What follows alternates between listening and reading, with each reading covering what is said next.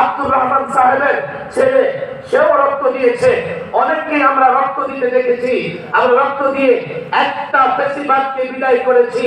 এর মানে এই নয় রক্ত দিয়ে যখন রাষ্ট্রকে মুক্ত করেছি তোমরা এনে অন্য কোন তন্ত্র মন্ত্র প্রতিষ্ঠা করবে। হ্যাঁ, অন্য কোন তন্ত্র মন্ত্র যদি প্রতিষ্ঠা করো, একটা ফ্যাসিবাদ গেছে আরেকটা ফ্যাসিবাদ আসছে, একটা যে পথে গেছে আরেকটা সে পথে যাবে। বাংলাদেশ স্থায়ীভাবে মুক্ত হবে না। আমি তোমাদের মুক্তির পথে আহ্বান জানাই, আমি তোমাদের কল্যাণের পথে আহ্বান জানাই। যদি মনে করো তুমি মুক্তি পাবে, তোমার সন্তান মুক্ত থাকবে, তোমার সন্তান ভালো থাকবে, এই বাংলাদেশে হানাহানি মারামারি কাটাকাটির রাজনীতি বন্ধ হবে, দুর্নীতি বন্ধ হবে, ধর্ষণ বন্ধ হবে। একটাই পথ, ইসলাম ধরো, ইসলাম মানো। ইসলাম সেই হেরার গুহা থেকে ইসলামের আলো গোটা পৃথিবীতে ছড়িয়েছে। এক মোহাম্মদ আরবি, এক মোহাম্মদ আরবি মক্কায় অসহায় ছিলেন, মক্কায় থাকতে পারে নাই, মদিনায় চলে গেছেন, মদিনায় রাষ্ট্র গঠন করেছেন।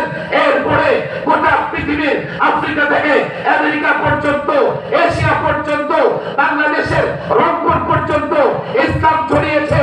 ইসলাম বিজয় হয়েছে, ইসলাম বিজয় হবে। ইসলাম ধরো, ইসলাম মানো। যদি মুসলমান সত্যিকার অর্থে হয়ে থাকো, যদি দুনিয়া আখিরাতের কল্যাণ চাও, যদি মনে করো দেশ ভালো থাকবে, যদি মনে করো দেশ স্বাধীন থাকবে, যদি মনে করো তুমি স্বাধীন থাকবে, আল্লাহর কসম ইসলাম ধরো, ইসলাম মানো। হোক ক্ষুদ্র বাংলাদেশ, হোক অস্ত্রহীন বাংলাদেশ, হোক দুর্বল বাংলাদেশ, ইসলাম যদি ধরতে পারো, ইসলামের ঝান্ডা যদি উঁচু করতে পারো, ১,৫০০ বছর আগে যেভাবে সাহাবায়ে কেরামকে আল্লাহ সাহায্য করেছেন, যেভাবে তাবেঈনদেরকে আল্লাহ সাহায্য করেছেন, যুগে যুগে যেভাবে আল্লাহ মুজাহিদদের সাহায্য করেছেন, এভাবে কওমিয়ত ছাত্র জাগ্রত হও, ঐক্যবদ্ধ হও, জাতিকে জাগ্রত করো, জাতির সন্তানকে জাগ্রত করো। আল্লাহর কসম করে বলি, রাজনৈতিক শক্তি গঠন করো। গোটা দুনিয়ার কাফের তোমাদের চ্যালেঞ্জ করবে।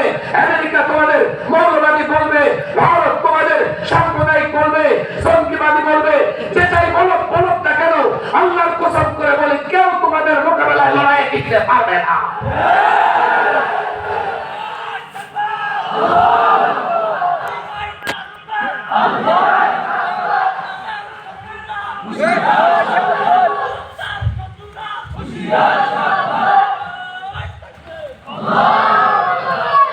হাফিজ ইউসুফ রাহিমাহুল্লাহ, শেখ ইনশাআল্লাহ মুফতি আমির রাহিমাহুল্লাহ কাজ করেছেন।